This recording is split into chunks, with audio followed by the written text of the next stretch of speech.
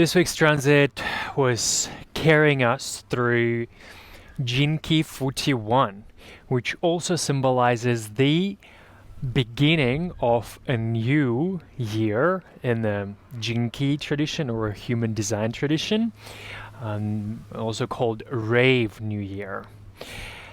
What's interesting is that this is also New Year that comes in the month of January for us, and it's also the New Year that is between the calendar Western New Year of the 1st of January, and it's also sort of comes in the middle between the Eastern New Year or Chinese New Year or Lunar New Year that we also celebrate on this kind of like other part of the world.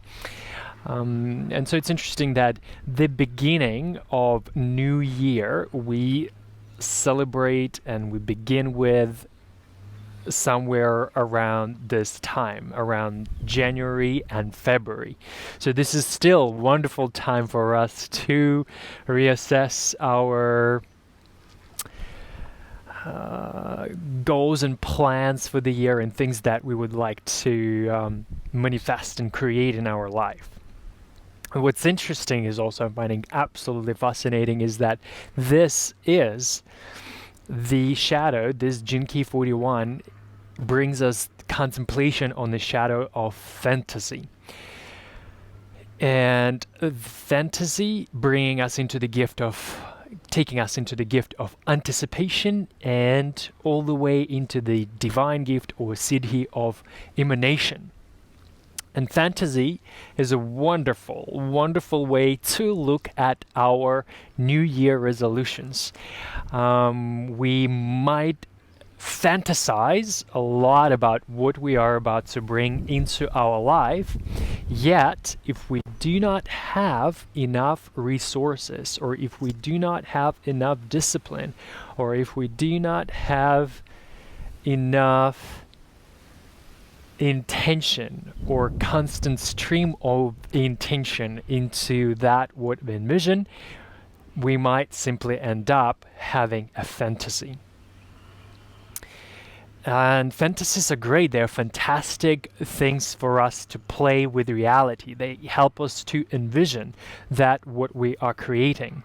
Although if we are not really interested in mastering manifestation, or we're not really interested in living in the real time, living in the real world and putting energy into our fantasy, putting energy into that what we are envisioning, we will simply always end up on the level of a shadow of a fantasy.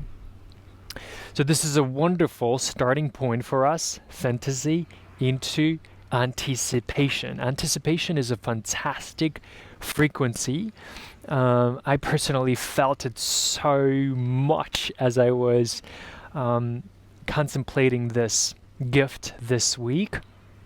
And anticipation, definitely I could sense it physically through like this energy of fire, me wanting to create something, wanting to direct and channel my energy into a specific project, into a specific idea.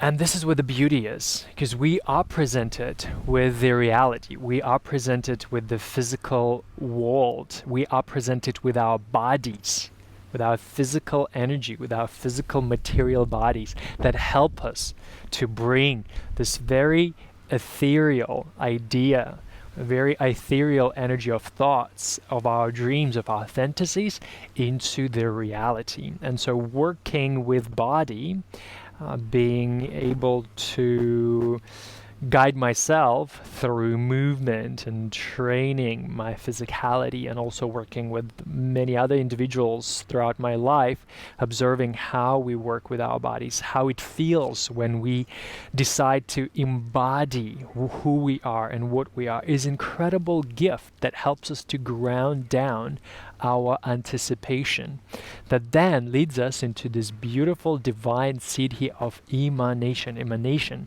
just very mystical and esoteric in a way when we think of it. But emanation is very simple. Emanation is what you are at this current moment of your life. Who I am at this very current point of my life. So from all the wonderful things that happen in our fantasies, in our head, we have that, yet we are fully presented with everything that is around us. We are fully presented with the nature, with the trees, with the earth, with our families, with our relationships. Because this is the playground. This is our field of anticipation. This is where we get to experience this beautiful energy, this beautiful frequency and gift of anticipation. This is where we get to transform our fantasies and fully embody them into our emanations. Emanation is also this beautiful vision that stayed with me after my contemplation and after I read the book 64 Gene Keys by Richard Rudd. He is speaking about the black hole and sort of this idea of Ouroboros, the snake biting its own tail.